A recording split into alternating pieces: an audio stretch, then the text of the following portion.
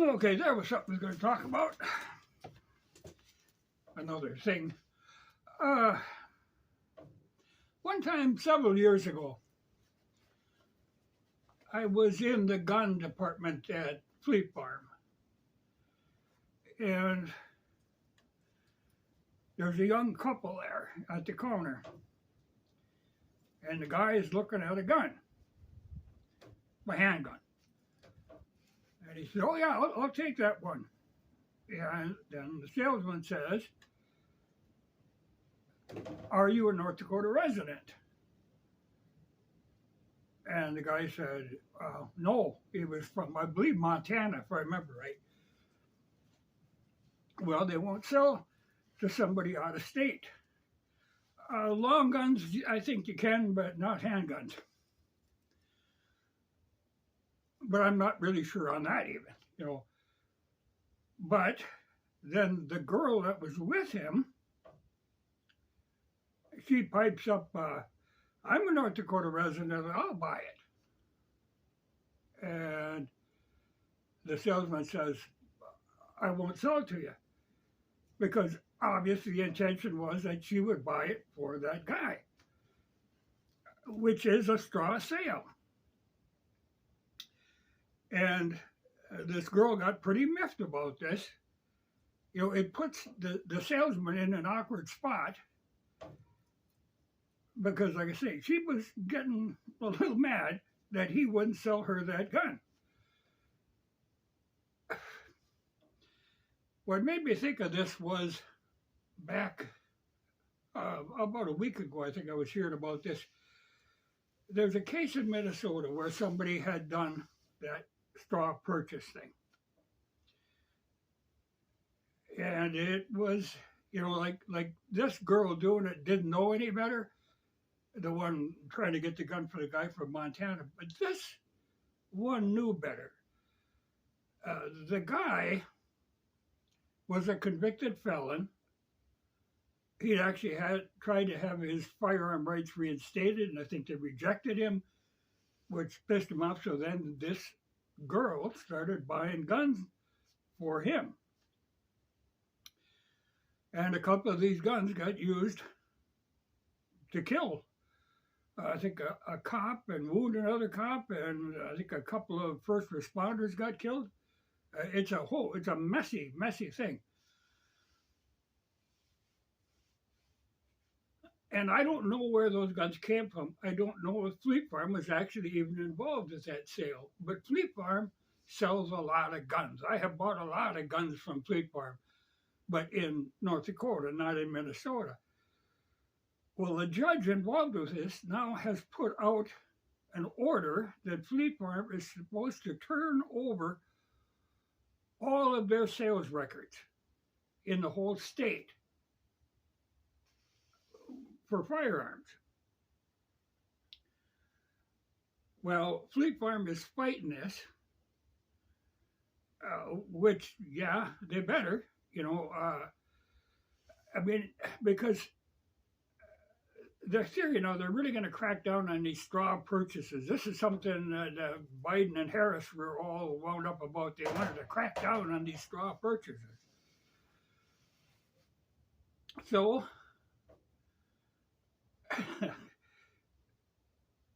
they are gonna, they're fighting this because the judge wants to have the complete records of every firearm purchase, which is really a no-no. They're not supposed to be keeping these records like that, and certainly not passing them around, because you can imagine what's going to happen. They're going to go on this great fishing expedition. They will look at the registered owners of these guns and go door to door demanding to see these firearms so they can check them off the list to prove that you are not breaking this law. And my fear would be also that in the spirit of public safety, somebody will make this list public. This could very easily happen. think that they're doing a good thing. Whereas, in fact, like say that if you have 20 firearms and your address is published and what the guns are is published, the chances of getting a break-in are greatly increased. It seems like a foolish idea.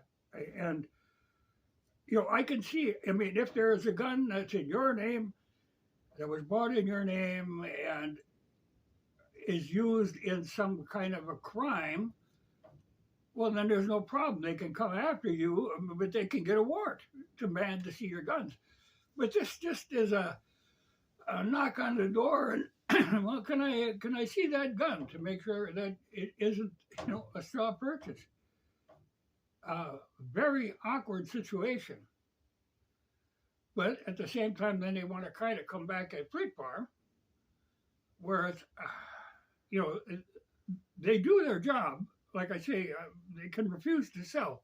The seller can refuse to sell to somebody, not even just because they aren't a resident, but if there's something about them that makes them a little uneasy, I mean, they can refuse to sell.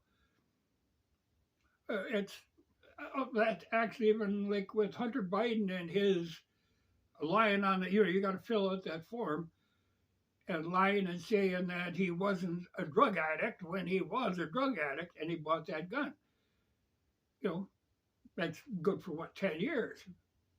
But of course he'll slide on it. Now this woman in Minnesota, I think she bought like 5 guns, knowing full well what she was doing for this known violent convicted felon buying these guns. But to demand the whole list of every gun owner,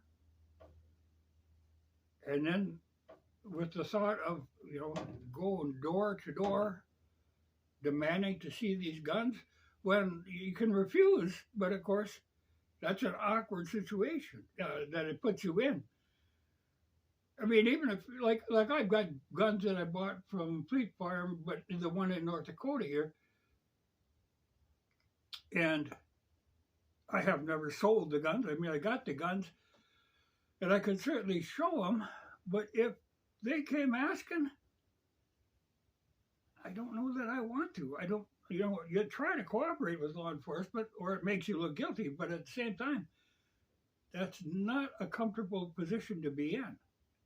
And I would hate to be on their end of the deal where, if you're an officer going door to door demanding to see these guns, it's a very awkward situation to be in. And in the wrong situation, you could get shot, So I don't know. I think it's just an overreach on their part to demand that they have this list. I think there has to be a warrant involved. That's one of the reasons I never, they give out these CNR licenses, a carry one relic license, and then you can, buy guns through the mail and whatnot.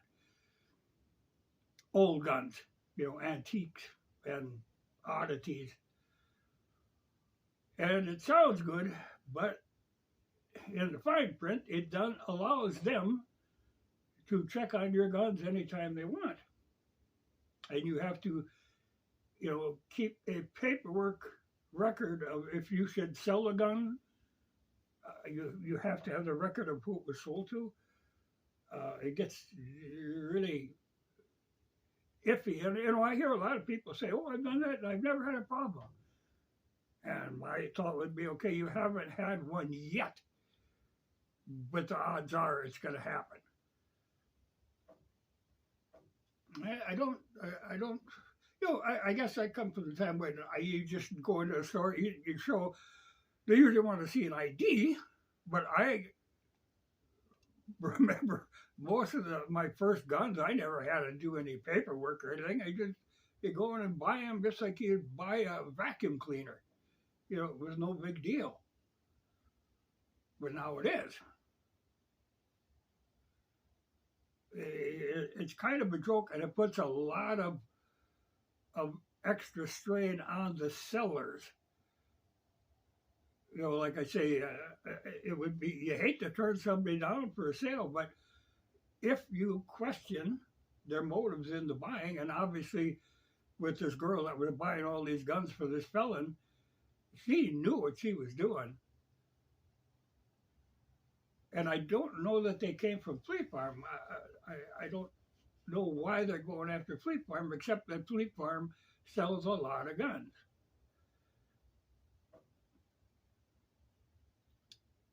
But there's something in there that really bothers me about them wanting to be able to do that to you know, I don't think we'll have the problem here in North Dakota. We don't have a lot of convicted felons going around anyway. But Minnesota is a whole different thing. Well, it isn't so bad like in the rural areas of Minnesota are just perfectly normal people. But when you get into the cities, you know, Minneapolis, St. Paul, there's a lot of riffraff there. So I think that's where they'll be doing a lot of running into a lot of problems. But the thing is, you know, like this fellow that was getting these guns, it ain't that hard for him to get a gun. I mean, there's a whole big black market going on, but this whole straw purchasing thing, that's what they're really working at. But there's going to be a hell of a lot of man hours they're going to have to put in to do it. And I don't think it'll pay. And even if there are people who were doing the straw purchasing, they say, oh, you know, somebody stole it. And if they steal them, you're supposed to report them, so they know that. But could say, oh, I lost it, you know, the old boating accident deal. I don't know. A lot of my guns, some of my early ones, of course, there is no record on them at all. And I know, like, I have that one Makarov pistol that there is certainly no record on that. I mean, I bought that at a flea market for $100, and that has no import stamp on them or anything. This was way before any of that stuff was being done. It's an East German one that was the police model. Now, this is at the height of the Cold War when I bought it. I don't know how that thing ended up in this country, but there is no registration on that. If there is, it's in the basement of some ex-Stasi building, moldering away.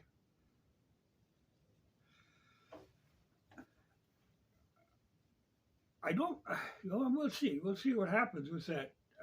Like I say, I think Fleet Farm is fighting that. They got a lawyer and they're working on it, but I don't like the idea of them doing that. But a lot of these gun laws that they try to get into place are really overreach.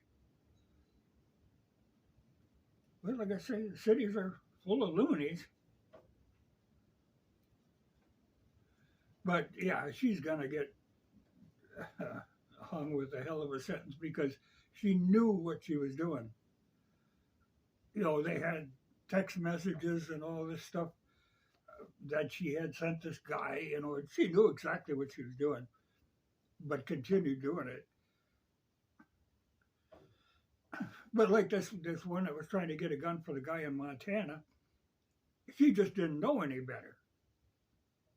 You know, people need to be a little more educated on that. But I did feel bad for the salesman in that day because, like I say, she was getting really pissed at him because he wouldn't sell her that gun. Yeah, well, but it'll be interesting to see. You know, it's something that they're pushing at. You know, the guy, he should have known better. And I don't know what this whole shooting incident, what was involved with that, but,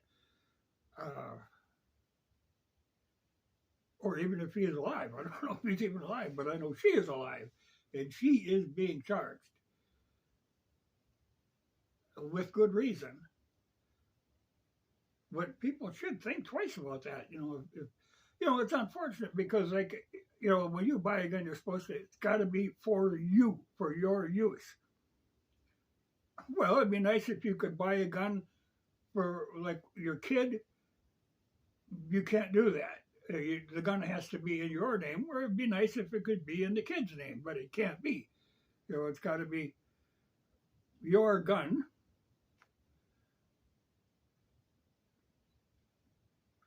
But the laws are a little convoluted, and this is only going to make them worse.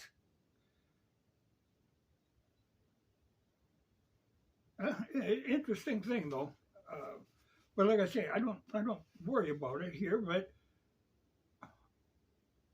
I'd have to think about what I would do if somebody comes around demanding to see a certain gun.